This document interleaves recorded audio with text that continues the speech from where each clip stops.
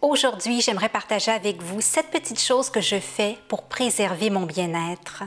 7 pratiques qui m'aident à maintenir un bon équilibre physique et mental au quotidien. Ce sont des petites habitudes qui sont très faciles à appliquer pour prendre soin de soi que j'intègre à ma journée.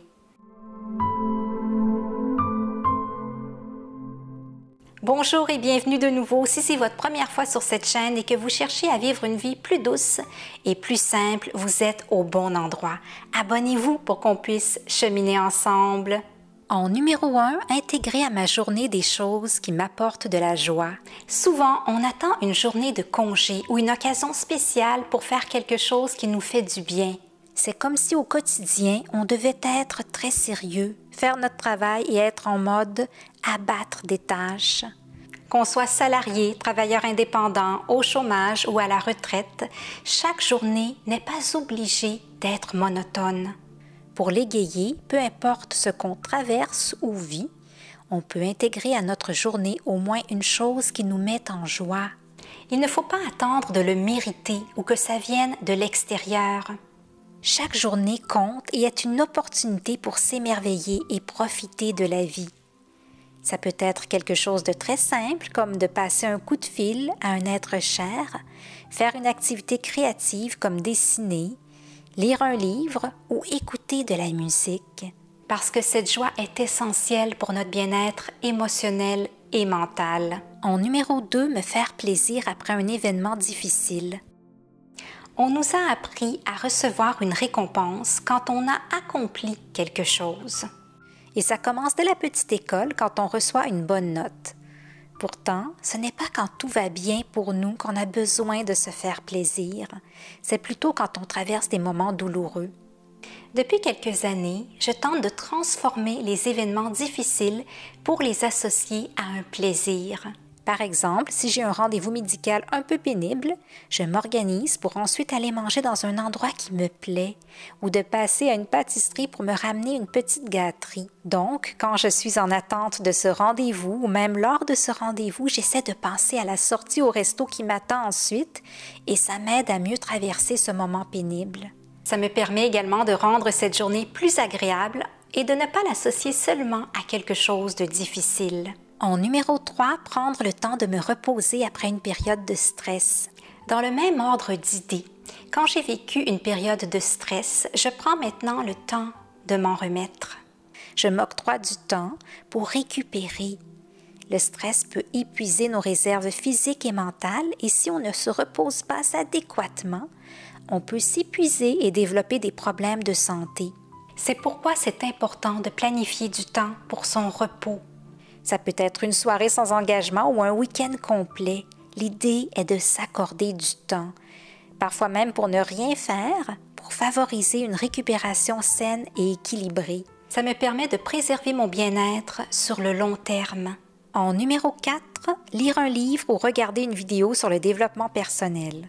Ce n'est pas pour rien que j'ai lancé cette chaîne. J'aime regarder des vidéos et lire des livres sur le développement personnel. Ça me fait du bien et c'est une façon de prendre soin de moi. Ça a un impact profond dans ma vie quotidienne en me fournissant des idées et des outils.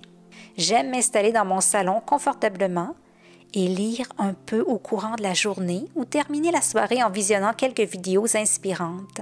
Encore une fois, ça peut être seulement une dizaine de minutes par jour, mais c'est du temps de qualité que je consacre à quelque chose qui enrichit ma vie.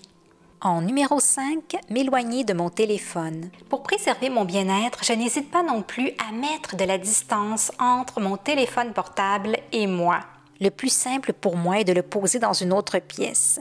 Je veux qu'il demeure accessible s'il sonne et en même temps, je ne veux pas avoir la tentation de sans cesse le regarder.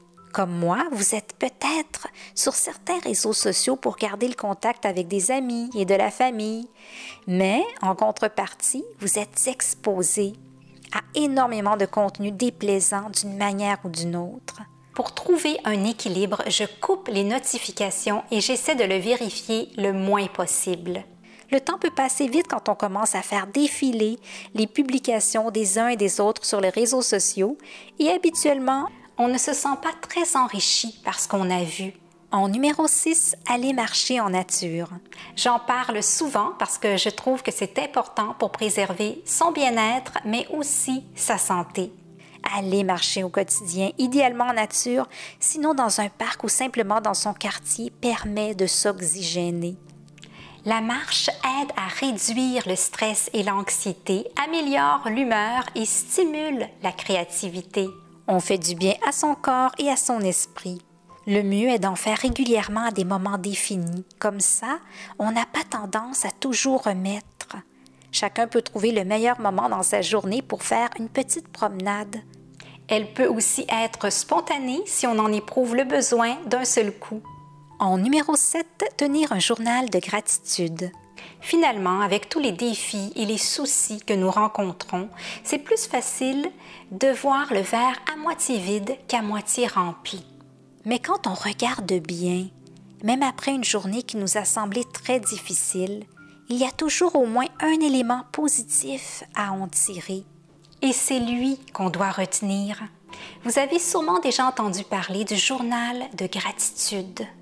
À la fin de sa journée, on passe en revue toutes les petites choses positives que nous avons vécues et toutes celles pour lesquelles nous sommes reconnaissants. On se rend compte ainsi qu'il y en a eu beaucoup plus que ce que l'on croyait. Cultiver la gratitude permet non seulement de préserver son bien-être, mais aussi de l'améliorer en appréciant les petites choses de la vie, même dans les circonstances difficiles. Dites-moi en commentaire quelles sont vos habitudes pour préserver votre bien-être. Merci pour votre soutien et si ce n'est pas déjà fait, songez à vous abonner. Prenez bien soin de vous et à bientôt!